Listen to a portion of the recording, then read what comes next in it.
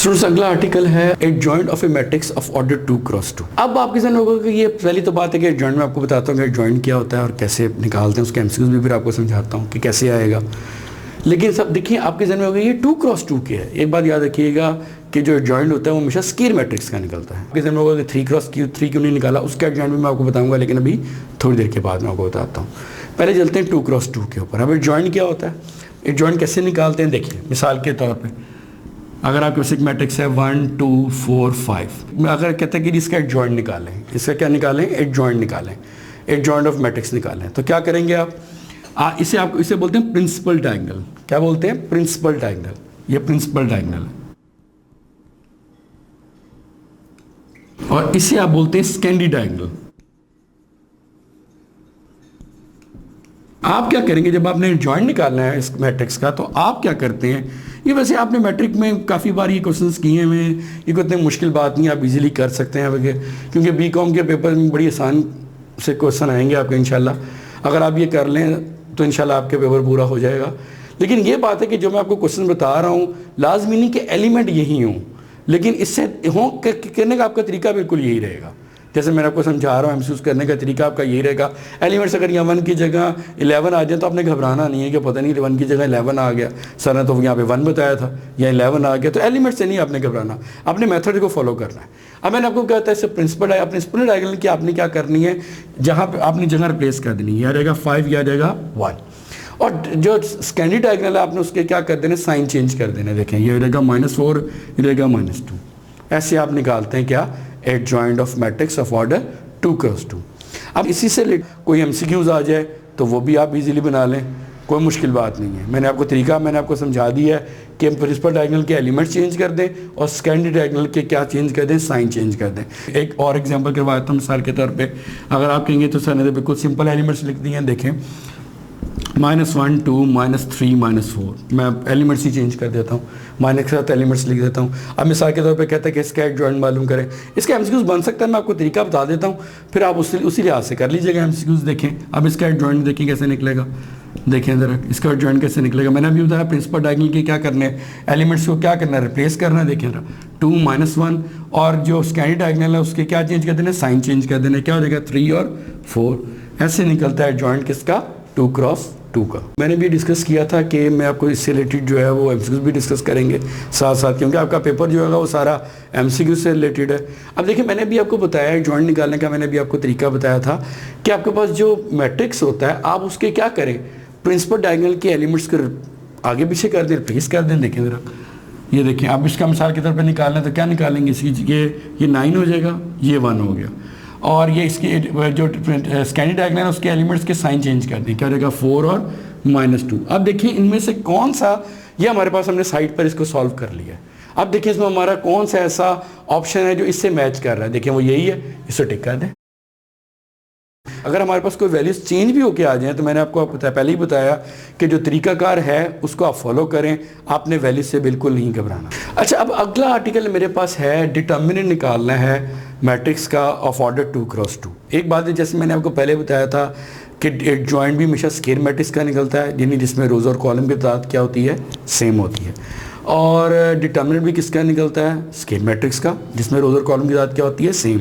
अब आपके सामने होगा कि ये आपने सर 2 क्रॉस 2 लिखा है, 3 क्रॉस 3 भी तो हो सकता था, वो भी मैं आपको बताऊंगा अभी कुछ देर के बाद, वो भी मैं आपसे डिस्कस करूंगा कि उसके एमसीक्यूज भी डिस्कस करूंगा। अब पहले मैं आपसे डिस्कस कर रहा हूँ कि 2 क्रॉस 2 का जो है वो डिटर्मिनेंट कैसे निकालते हैं। वैसे ये आपने पिछली क्लास में पढ़ा हुआ है, ये कोई इतना मुश्किल नहीं है कि जिसको आप नहीं कर सकते। देखिए मिसाल के तौर पे बड़ा इजी तरीकाकार है। ये जो आपके पास प्रिंसिपल डायगोनल के जो एलिमेंट्स होते हैं, मैंने पहले ही बताया था इसको प्रिंसिपल डायगोनल कहते हैं। प्रिंसिपल डायगोनल के जो एलिमेंट्स होते हैं उनको मल्टीप्लाई कर दें, 1 को मल्टीप्लाई करें, देखें 3 से, 1 × 3 में बड़ा इजी लगा दें। ब्रैकेट लगाने का ये तरीका होता है कि आपके पास अगर प्लस माइनस हो तो वो इजीली आप हल कर सकते हैं। देखें अब माइनस आपके पास किसका है, माइनस आपने फार्मूले का माइनस लगाना है। अब आपने सेकेंडरी डायगोनल्स के एलिमेंट्स को मल्टीप्लाई कर देना है। देखिए बड़ा इजी तरीकाकार है। 3 और ये माइनस, ये कितना रहेगा -8, तो आपके पास आंसर कितना हुआ, 3 + 8 = 11।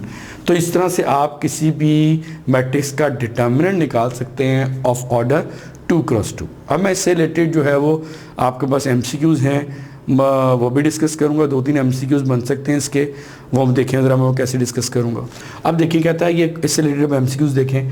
ये आपके पास एलिमेंट्स दिए हुए हैं, कह रहा है कि इसका डिटरमिनेंट बताओ क्या है। 4 ऑप्शन है, देखिए आपके पास ऑप्शन आप कौन सा सही है वो देखना है। डिटरमिनेंट आप साइड पर निकाल लें, वो मैंने आपको निकालने का तरीका कार बताया हुआ है, क्योंकि लाजमी नहीं कि हर MCQs डायरेक्टली सॉल्व हो जाए, फ़ौरन पता चल रहा है कुछ MCQs आपको सॉल्व भी करने पड़ेंगे। देखें यहाँ पे मैंने आपको निकालने का तरीकाकार अभी बताया, अभी ऊपर अब मेंशन भी हुआ है। देखें इसको किस तरह से मल्टीप्लाई करेंगे। प्रिंसिपल डायगोनल के एलिमेंट्स को मल्टीप्लाई कर लें, माइनस फार्मूले का है, उसके बाद क्या करें उसका डायगोनल एलिमेंट्स को मल्टीप्लाई कर दें तो कितना रहेगा -16। तो ये कितना आपके पास रहेगा 3 + 16 = 19। तो इसका मतलब है ये डी आपके पास क्या है, ऑप्शन करेक्ट है। अच्छा अगला ये है मेरे पास मैट्रिक्स के अंदर ना सिंगुलर मैट्रिक्स, या इसको नॉन इन्वर्टिबल मैट्रिक्स भी कहते हैं। दूसरा है, ये दोनों अलग डेफिनेशन में आपसे डिस्कस करने लगा हूँ। दूसरा है नॉन सिंगुलर मैट्रिक्स या इन्वर्टिबल मैट्रिक्स। अब पहले आते हैं सिंगुलर मैट्रिक्स। अब कोई भी ऐसा मैट्रिक्स किसी जिसका डिटरमिनेंट आपके पास 0 हो जाए, जैसे आप कहेंगे सर क्या मतलब वो कैसे होगा, देखिए मिसाल के तौर पे अगर मैं कोई आपके पास एग्जांपल लेता हूँ 1 4 4 16। देखें अब इसका ज़रा डिटरमिनेंट निकालने ज़रा, मैंने आपको तरीकाकार बताया हुआ है। क्या बताया हुआ है मैंने आपको, 16 को मल्टीप्लाई कर दें 1 से, -4 को मल्टीप्लाई कर दें 4 से 16, तो आपके पास आंसर क्या आया 0। तो इसका मतलब है ऐसे मैट्रिक्स को क्या बोलते हैं, सिंगुलर मैट्रिक्स या नॉन इन्वर्टिबल मैट्रिक्स। ठीक है जी। अब इसी तरह नॉन सिंगुलर मैट्रिक्स की भी आ जाता है। नॉन सिंगुलर मैट्रिक्स क्या है, नॉन सिंगुलर मैट्रिक्स ये है जी कि अगर आपके पास एक मैट्रिक्स है, कोई मैट्रिक्स ले लें आप, 4 ले लें, 17 ले लें। अब इसको आप सॉल्व करें तो देखें क्या आंसर आता है। सिंपल इसा डिटरमिनेंट लेने का मैंने आपको तरीकाकार बताया, उसी तरीके पे आपने चलना है। जरा लें 17 - 16 तो कितना हो गया -1। तो ये आपके पास 1 आ गया। तो फिर ऐसे को कहेंगे क्या है, नॉन सिंगुलर, जिसका डिटरमिनेंट 0 ना हो, चाहे नेगेटिव वैल्यू आ जाए, हमें इससे गर्ज नहीं है, चाहे नेगेटिव वैल्यू आ जाए लेकिन 0 ना आए, तो इसको क्या बोलते हैं, इन्वर्टिबल मैट्रिक्स। अच्छा अब इससे रिलेटेड जो है ना, अब आप MCQs देखें, MCQs बन सकता है, वो किस तरह से बन सकता है। अब मैं देखें ज़रा, अब MCQs कैसे इसका बन सकता है ज़रा देखें। A matrix is set to be, अभी MCQs डिस्कस कर रहा हूँ मैं आपसे। A matrix is set to be singular if determinant of A what, determinant of A what, वो ऑप्शन दे देता है 0, option B 1, option C -1, option D 2। तो मैंने अभी आपको बताया कि ऐसा मैट्रिक्स का डिटरमिनेंट क्या होता है 0, तो उसको क्या बोलते हैं, सिंगुलर मैट्रिक्स। तो फिर ये आपके पास क्या है, करेक्ट ऑप्शन। तो इस तरह का MCQs भी आपके पास बन सकता है। अच्छा ये जो मैंने MCQs लिखा है ये बड़ा अहम MCQs है जी। ये MCQs ये है कि जी एक मैट्रिक्स है, सिंगुलर दिया हुआ है और x की वैल्यू निकालनी है। अब ना बच्चे ये समझ लें कि ये लाजमी आएगा पेपर के अंदर, हो सकता है वैल्यू चेंज हो जाए, लेकिन ये मैं आपको दावे से कहता हूँ इंशाल्लाह ये ज़रूर आएगा। ये बड़ा MCQs है कि मैट्रिक्स सिंगुलर दिया हुआ है, x की वैल्यू निकालनी। अब यहाँ पे लाजमी नहीं कि x हो, और यहाँ पे k दे दे, यहाँ पे आपको y दे दे। जो तरीकाकार होगा मैंने अब आपने वो अडॉप्ट करना है जो मैं तरीका आपको बताऊंगा। देखें मैट्रिक्स क्या दिया हुआ है जी, सिंगुलर। आपको पता है सिंगुलर मैट्रिक्स क्या होता है, जिसका डिटरमिनेंट क्या हो 0।